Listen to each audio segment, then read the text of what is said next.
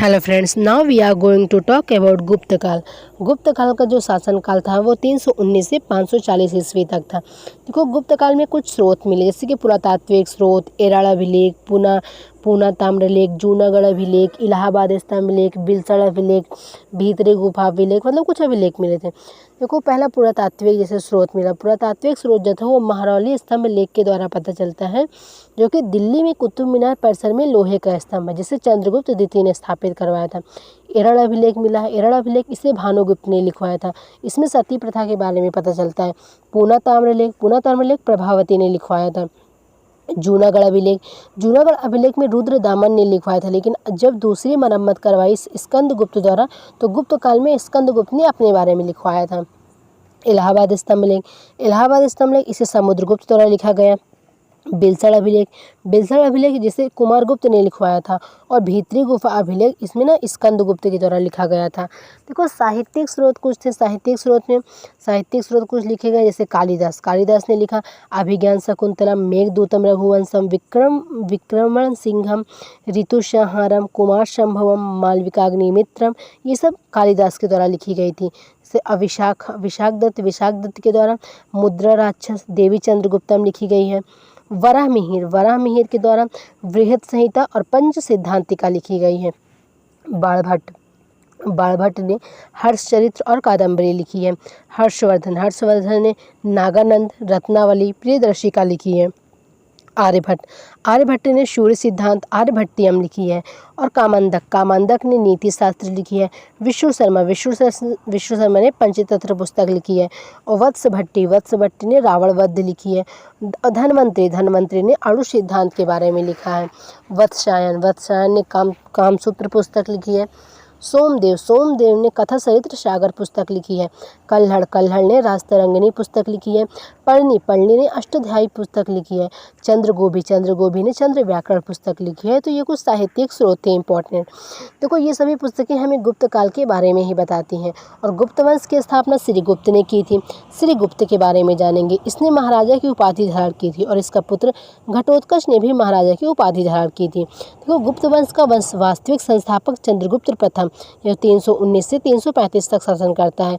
ये 319 में सिंहासन पर बैठा और गुप्त संवत चलवाया, इसलिए हम गुप्त वंश को 319 ईस्वी से मानते हैं। चंद्रगुप्त प्रथम ने महाराजा अधिराज की उपाधि धारण की और लिच्छवी की राजकुमारी कुमार देवी से विवाह किया था। यह गुप्त वंश में स्वर्ण सिक्के चलवाने वाला प्रथम शासक था। इसका उत्तराधिकारी इसका पुत्र समुद्रगुप्त अगला शासक बना। समुद्रगुप्त जो था वो 335 से 375 ईस्वी तक शासन करता था। देखो, समुद्रगुप्त को इतिहासकार वी.ए. स्मिथ ने भारत का नेपोलियन कहा है। यह अपने सैन्य अभियानों के लिए प्रसिद्ध था। इसने दक्षिण पथ के 12 शासकों को तथा उत्तर पथ के 9 शासकों को पराजित किया था। अपने शासनकाल में 21 शासकों को हराकर इसने विक्रमांक की उपाधि धारण की थी, और इसने अश्वमेध यज्ञ कराया, लेकिन कोई भी राजा इससे लड़ने नहीं आया। तो इसी ने अपने दरबारी लेखक हरिशेर से अपनी विजय के बारे में इलाहाबाद स्तंभ लेख में वर्णित करने को कहा, और इलाहाबाद स्तंभ लेख से प्रयाग प्रशस्ति लिखा। समुद्रगुप्त एक कवि था, इसलिए कविराज की उपाधि धारण की। यह एक कुशल वीणा वादक भी था। इसके सिक्कों पर वीणा बजाती हुई चित्रित किया गया है, और इसने बौद्ध धर्म को भी संरक्षण दिया था। वसुबंध नामक बौद्ध भिक्षुकों को इसने शरण दी थी। और समुद्रगुप्त के 2 पुत्र थे, रामगुप्त और चंद्रगुप्त। देखो, रामगुप्त जो था वो अगला शासक बना, जो अयोग्य एवं डरपोक था। रामगुप्त जो था वो 375 से 380 ईस्वी तक शासन किया। देखो, रामगुप्त के बारे में स्रोतों से, यानी देवी चंद्रगुप्तम उपन्यास था, जिसे विशाख दत्त ने, तथा एरड़ अभिलेख से भी रामगुप्त के बारे में पता चलता है थोड़ा बहुत। तो इसकी पत्नी का नाम ध्रुव देवी था, और यह चंद्रगुप्त से प्रेम करती थी। एक बार रामगुप्त पर शकों ने आक्रमण किया, और इससे इसकी पत्नी की मांग की। तो डरपोक होने कर ये अपनी पत्नी को देने को तैयार हो गया। लेकिन चंद्रगुप्त को यह बात अच्छी नहीं लगी। चंद्रगुप्त ने शकों को पराजित किया और रामगुप्त की हत्या करके ध्रुव देवी से विवाह करके गुप्त वंश का अगला शासक बनता है चंद्रगुप्त द्वितीय। अब चंद्रगुप्त द्वितीय जो है वो 380 से लेकर 413 ईस्वी तक शासन करता है। देखो, यह प्रथम शासक था। चंद्रगुप्त प्रथम शासक था जिसने अपने दरबार में नवरत्न रखा। नवरत्न कौन कौन थे? अमर सिंह, धनवंतरी, हरिशेर, कालिदास, छपड़क, शंकु, बेताब भट्ट, वराहमिहिर, वररुचि। देखो, 399 ईस्वी में फहियान चीनी यात्री भारत चंद्रगुप्त द्वितीय के शासनकाल में आया और 15 वर्ष तक रहा। इसके शासनकाल में हिंदू धर्म का सर्वाधिक विकास और वैष्णव धर्म का प्रचार प्रसार हुआ और भारत के प्रथम मंदिर का निर्माण दशावतार मंदिर देवगढ़, जो कि झांसी में चंद्रगुप्त द्वितीय के शासनकाल में बनवाया गया, लेकिन यह मंदिर अब उत्तर प्रदेश के ललितपुर जिले में है। चंद्रगुप्त ने ही भारत से शक वंश को नष्ट किया और शक वंश के अंतिम राजा रुद्रसेन तृतीय की हत्या करके विक्रमादित्य की उपाधि धारण की। विक्रमादित्य की उपाधि धारण करने वाला पहला शासक है। अंतिम बार विक्रमादित्य की उपाधि धारण करने वाला हरियाणा के रेवाड़ी का हिंदू शासक हेमू ने की लिया था। चंद्रगुप्त के बाद अगला शासक इसका चंद्रगुप्त का पुत्र कुमारगुप्त था। कुमारगुप्त शासन करेगा 413 ईस्वी से 454 ईस्वी तक। देखो, कुमारगुप्त के शासनकाल में 413 ईस्वी में नालंदा विश्वविद्यालय की स्थापना की गई। नालंदा विश्वविद्यालय बौद्ध शिक्षा के लिए प्रसिद्ध था, इसलिए इसे ऑक्सफोर्ड ऑफ महायान बौद्ध कहा जाता है। ऑक्सफोर्ड ऑफ महायान बौद्ध कहा जाता है। सबसे ज़्यादा अभिलेख हमें कुमारगुप्त के प्राप्त हुए। इसने महेंद्र आदित्य की उपाधि धारण की थी। कुमारगुप्त के बाद अंतिम महान राजा स्कंदगुप्त को माना जाता है। स्कंदगुप्त जो था वो 454 से लेकर 467 ईस्वी तक शासन करता है। देखो, चंद्रगुप्त मौर्य के द्वारा दूसरी बार सुदर्शन झील का मरम्मत कराने वाला शासक स्कंदगुप्त ही था। इसके अपने शासनकाल में हुड़ों का प्रथम आक्रमण हुआ था और मलेच्छों का आक्रमण हुआ था। तोरमाड़ हुड़ शासक ने आक्रमण किया था।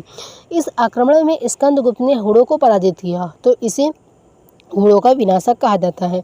इसके शासन के बाद हुड़ों का आक्रमण होते रहे, जिससे गुप्त वंश का पतन हुआ और लगभग 6ठी शताब्दी में पूरी तरह से गुप्त वंश का पतन हो गया। गुप्त वंश का अंतिम राजा विष्णुगुप्त था। विष्णुगुप्त या इसका नाम कुमारगुप्त तृतीय भी हुआ। अब शासन करेगा हर्षवर्धन जो है वो 606 से 647 ईस्वी तक करेगा शासन, जो कि यह कि हर्षवर्धन जो था वो पुष्यभूति वंश या वर्धन वंश का राजा था और पुष्यभूति वंश की राजधानी कन्नौज के थानेश्वर में है।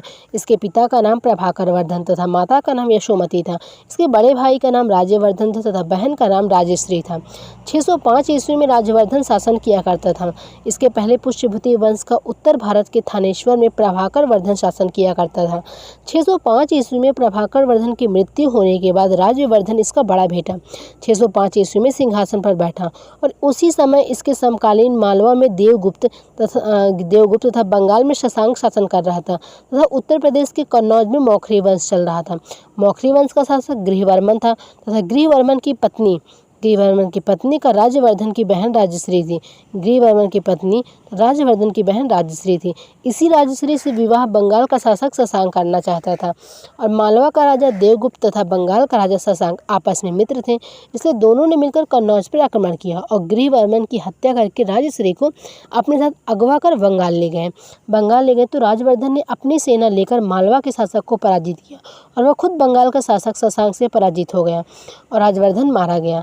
तो 606 ईस्वी में मात्र 6 वर्ष की आयु में हर्षवर्धन सिंहासन पर बैठा और हर्ष संवत चलाया। हर्षवर्धन ने शशांक को पराजित किया और अपनी बहन राजश्री को उसके चंगुल से बचाया और अपनी बहन को कन्नौज का शासक बनाया।